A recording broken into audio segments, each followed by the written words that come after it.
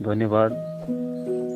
सर्वप्रथमे यीशुख्रीष्ट को धन्यवाद देउछि सुजोग सब शुभ सकाळे प्रभु देइतिबा समस्त को नमस्कार जनाउछि। आज प्रिय भाई भौणी माने हमें आज शुभ सकाळे आमे देखि पारेउछु वाक्य आडू को आमे जीवा वाक्य को आमे देखि पारिबा। आज विषय पुस्तक आमे देखि पारेउछु आमे देखि पारिबा विषय पुस्तक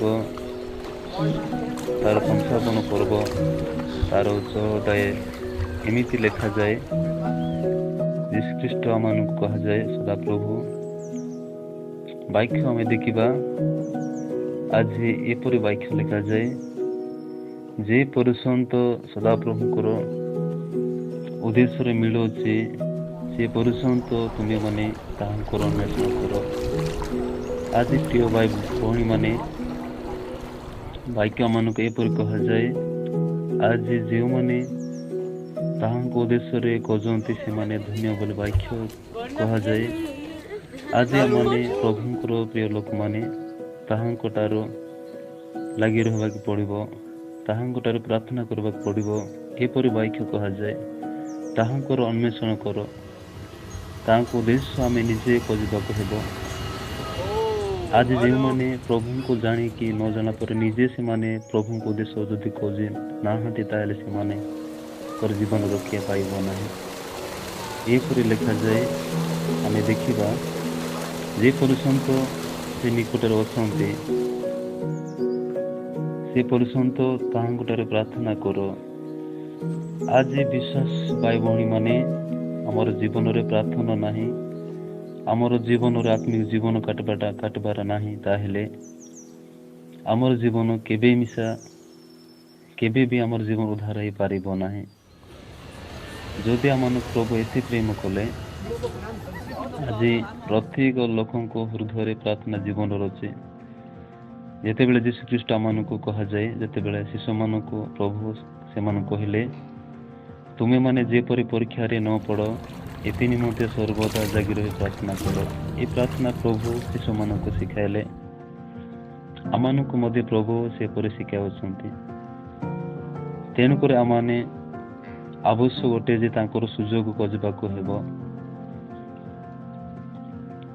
प्रभु आमनकु सुजोग देले वाक्य कहा जाए आमे देखिबा दुष्ट आपणर पथ अधार्मिक आपण संकल्प परित्याग करो।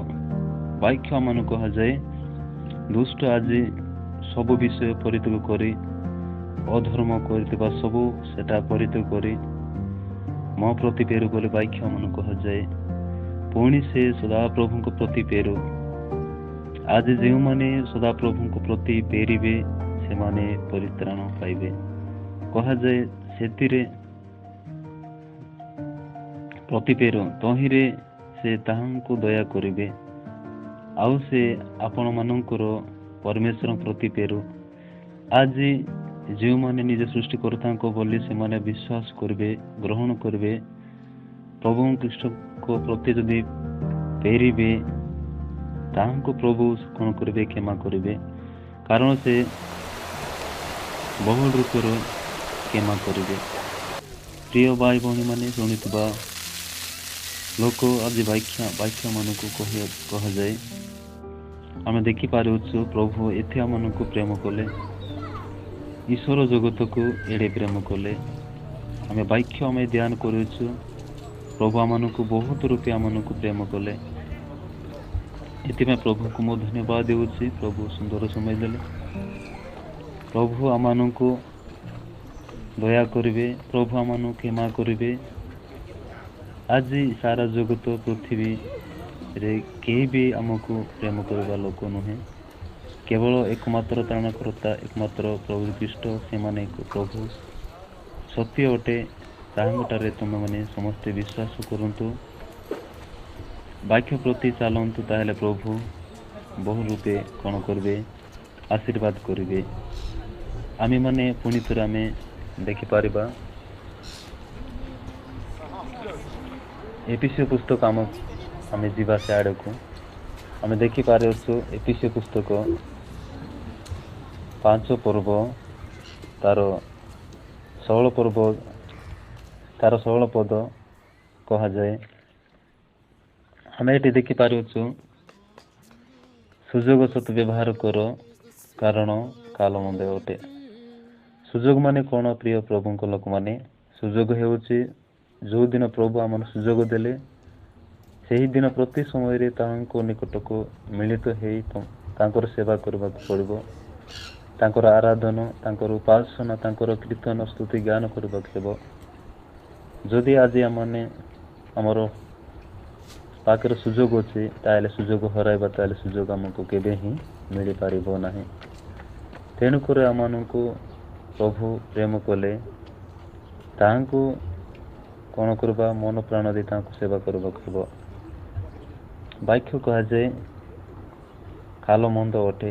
ସମୟ ପ୍ରିୟ ମଣ୍ଡଳୀ ଏମିତି ସୁଯୋଗ ପାଇବ ନାହିଁ। ବାକ୍ୟ କୁହାଯାଏ ଏଣୁ ନିର୍ବୁଦ୍ଧ ନ ହୋଇ ପ୍ରଭୁଙ୍କର ଇଚ୍ଛା କ'ଣ ତାହା ବୁଝ। ଆଜି ବାକ୍ୟ କୁହାଯାଏ ଏଣୁ ତୁମେମାନେ ନିର୍ବୁଦ୍ଧ ନ ହୋଇ ପ୍ରଭୁଙ୍କର ଇଚ୍ଛା କ'ଣ ତାହା ବୁଝ ବୋଲି ବାକ୍ୟ ମାନଙ୍କୁ କୁହାଯାଏ। ସେଥିପାଇଁ ଆମମାନେ କ'ଣ କରିବା? ନିର୍ବୁଦ୍ଧ ନ ହୋଇ ଜ୍ଞାନ ପରି କ'ଣ କରିବା? ପ୍ରଭୁଙ୍କର ବାକ୍ୟ ଆଲୋଚନା କରିବାକୁ ହେବ। ପ୍ରଭୁ ସୁନ୍ଦର ସମୟ ଦେଲେ ପ୍ରଭୁଙ୍କୁ ଧନ୍ୟବାଦ ଦେଉଛି ଆଜିର ସମୟ ପାଇଁ। ଆଜି ଏ ବାକ୍ୟ ପ୍ରତ୍ୟେକ ଶୁଣିଥିବା ସମସ୍ତଙ୍କୁ ନମସ୍କାର ଜଣାଉଛି। ଆମେନ୍।